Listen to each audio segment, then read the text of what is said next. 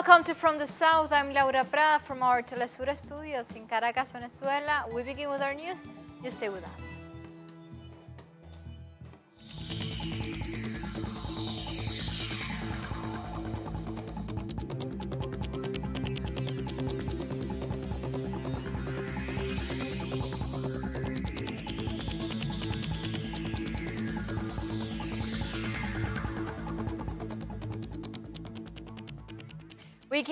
We begin updating about the coronavirus in Venezuela. President Nicolas Maduro confirmed 7 new COVID-19 cases in the country, raising the total number to 17. We have detected 7 new cases of COVID-19, with all of them coming from abroad. 4 of the patients came from Europe, 1 from Cucuta, Colombia, while the rest of the cases originate from different parts of the world. With the latest cases, we have 17 confirmed cases in total. President Maduro also announced a quarantine in 7 states of the country, including La Guaira, Miranda, Cojedes, Zulia, Apure, Táchira, and the Capital District to contain the spread of the COVID-19 virus. I have to announce that starting tomorrow, Monday, from 5 a.m. local time, 7 states in the country will be put under quarantine. This means we will take the first step in disease prevention in the zones that we predict to become hotspots of the virus, such as Caracas, La Guaira, Miranda, Zulia, Táchira, and Apure. Meanwhile, Venezuela's civic and military forces have been deployed across the country to help contain COVID-19 outbreak. The forces have tasked with monitoring and controlling access to the country's main cities. The government has also designated 46 epidemiological hospitals throughout the country to diagnose, isolate, and treat COVID-19 cases. Additionally, a nationwide system of primary health care centers has been established to coordinate with social movements in complementing the prevention policies announced by the authorities. Later on, Venezuela's Defense Minister Vladimir Padrino Lopez said that the military and the police will be monitoring public places to ensure that everyone complies with the quarantine rules. 7 states will be put under quarantine, which means that the Bolivarian National Armed Forces, the Bolivarian National Police, and other security forces will monitor that everyone complies with this regulation. The Venezuelan minister informed that the military exercises Escudo Bolivariano 3, Salud Segura, Bolivarian Shield, Safe Health 3 included the visit to 46 hospitals set to provide health support against the coronavirus. We are taking all fast and appropriate measures so that all hospitals and the health system have the capacity to take care of those severe cases that arrive and need full medical attention. Padrino Lopez also said that the Venezuelan government has sought to establish contact with Colombia to combine and coordinate efforts in combating the pandemic among their shared borders. Until now, unfortunately, it has not been possible to contact Colombian authorities to restart communication and address this issue that goes beyond the border. It is an issue that needs coordination and organization at the highest national and international level. Meanwhile, the World Health Organization has warned that Europe is now the epicenter for the global coronavirus pandemic and warned it was impossible to know when the outbreak would peak. More cases are now being reported every day than were reported in China at the height of its epidemic. Any country that looks at the experience of other countries with large epidemics and thinks that won't happen to us is making a deadly mistake. It can happen to any country. South African President Cyril Ramaphosa has said that the country will close its borders starting this Wednesday to all foreigners from countries highly impacted by the COVID-19 pandemic. He also announced that visas will not be issued to anyone who has visited a high-risk country in the last 20 days. The country has recorded 61 cases of coronavirus so far. We have decided to take urgent and drastic measures to manage the disease, protect the people of our country, and to reduce the impact of the virus on our society and on our economy. We have now declared a national state of disaster in terms of the Disaster Management Act. This will enable us to have an integrated and coordinated disaster management mechanism that will focus on preventing and reducing the outbreak of this virus. And Kenya has also unveiled a series of strict measures to curb COVID-19, blocking entry into the country to all except citizens and residents, and shutting schools as the number of confirmed cases rose to 3. The government is suspending travel for all persons coming into Kenya from any country with reported coronavirus cases. Number 2, only Kenyan citizens and foreigners with valid residence permits will be allowed to come in, provided they proceed on self-quarantine or to a government-designated quarantine facility. Meanwhile, health authorities in China said there has been no new local confirmed cases outside the city of Wuhan for the last 10 days. 新增确诊病例20例。 In other cities in Hubei province than Wuhan, there have been no new local confirmed cases in 10 consecutive days. The number of new local confirmed cases in provinces outside Hubei has been in single digits since February the 27th, and there have been 0 reports for 3 consecutive days. The top priority now is medical treatment and to improve the cure rate. 10,734例。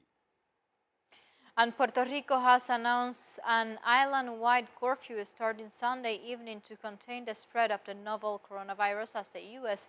territory confirms 3 cases in the island. The curfew will start at 9 p.m. to 5 a.m. local time on Sunday and will be extended through March 30th. Only authorities, health officials, and those attending emergencies such as the police, firefighters, and ambulances are allowed to go out during the curfew. Vasquez also ordered the partial closure of shopping malls, cinemas, concert halls, theaters, gyms. Only shops selling food items and pharmacies will be allowed to operate. Also in the Caribbean, Cuba's pharmaceutical industry guarantees the production of more than 20 different types of medications to treat COVID-19 patients. These medications have already been tested with high efficacy, such as alpha-2b human recombinant interferon, in addition to another group of medicines that are part of the protocol to treat patients with the COVID-19. So far, Cuba has reported 4 positive cases, and stringent measures have been taken to reduce the risk of introduction of new cases into the country and its spreading on the national territory.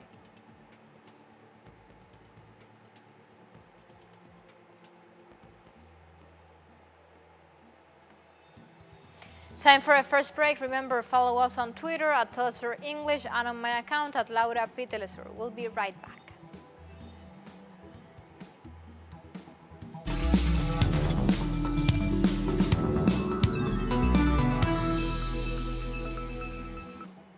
We are back with our news. Dominican Republic former president and founder of the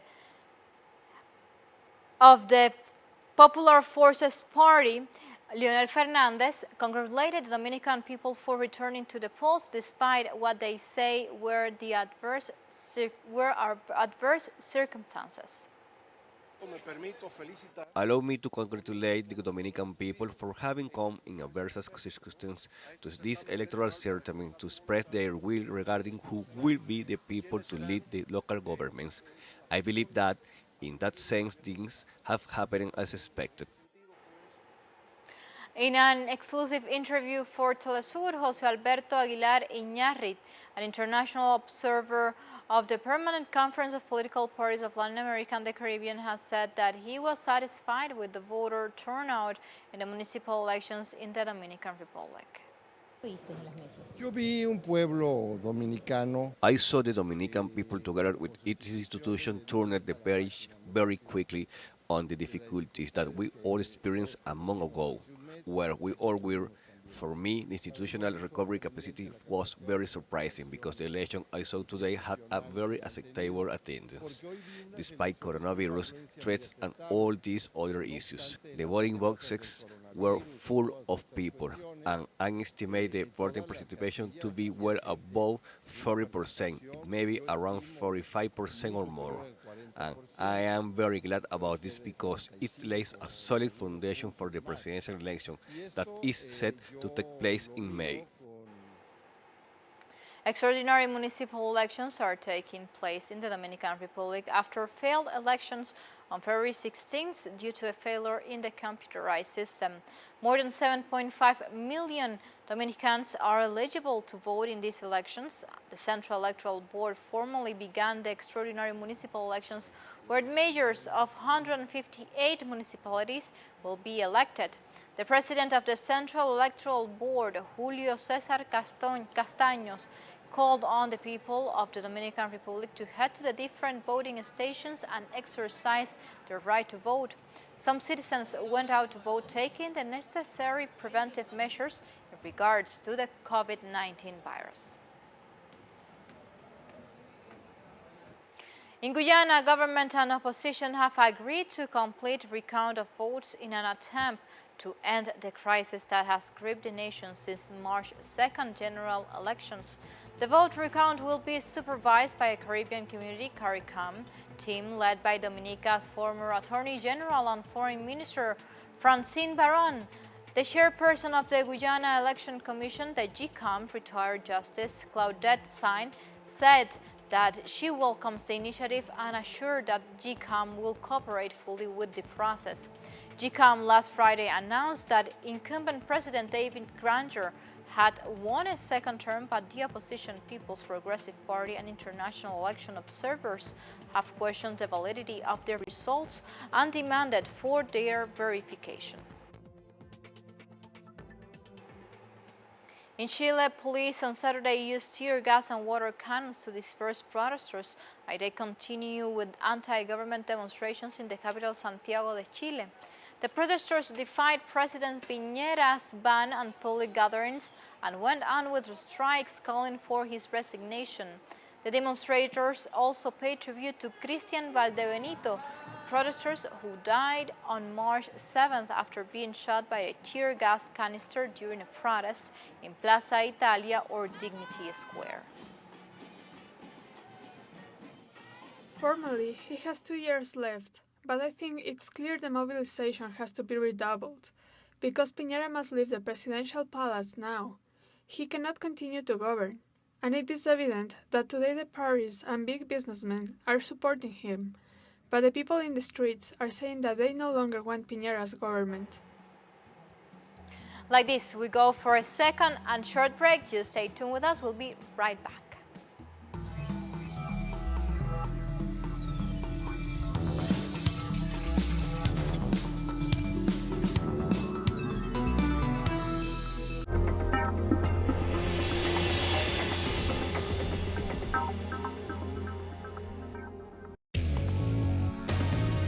A review of the world news that investigates, incites analysis, and induces criticism, because every event has a context.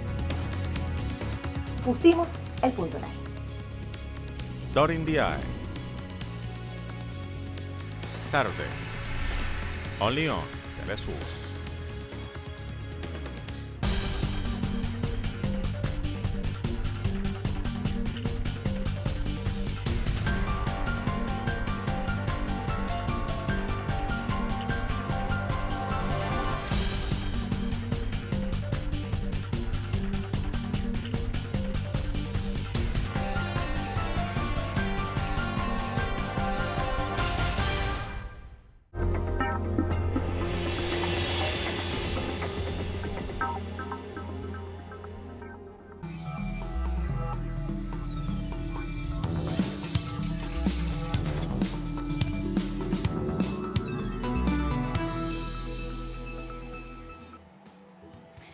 we are back with our news. France on Sunday held elections to choose mayors and municipal council leaders despite the COVID-19 pandemic. Anne Hidalgo, the candidate for the re-election by the Socialist Party of France, has the lead with 29.8% according to the polls, followed by the candidate for the Republican Party, Rashida Dati, with 22% of the votes, while the candidates for the governing party, the Republic of March, Agnès Buzyn, is in the third position.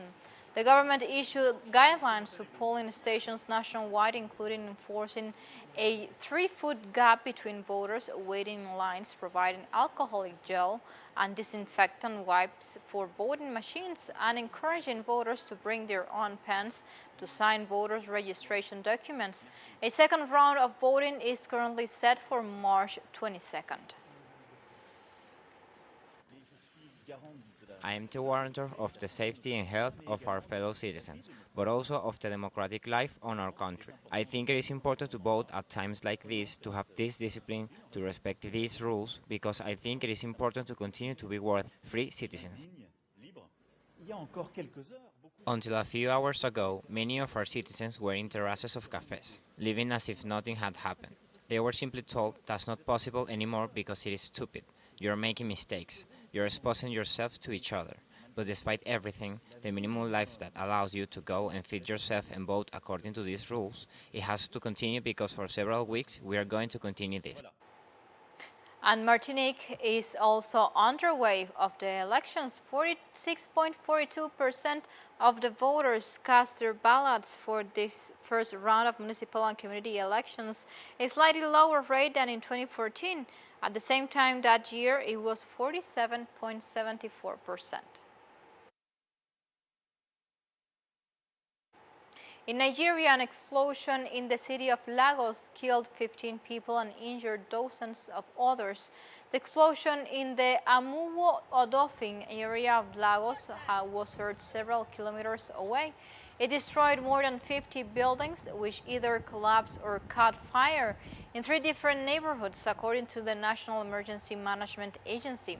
The cause of the explosion has not yet been identified. And Israel's President Reuven Rivlin on Sunday said he has decided to give opposition leader Benny Gantz the first opportunity to form a new government following an inconclusive national election this month. The decision was made after consulting with leaders of all of the parties elected to parliament. Prime Minister Benjamin Netanyahu's Likud emerged as the largest party in the March 2nd election, but he received the support of only 58 lawmakers during Sunday's consultation, leaving Likud 3 seats short of the required majority in parliament. Gantz, blue and white, received the support of parties representing 61 seats of the parliament.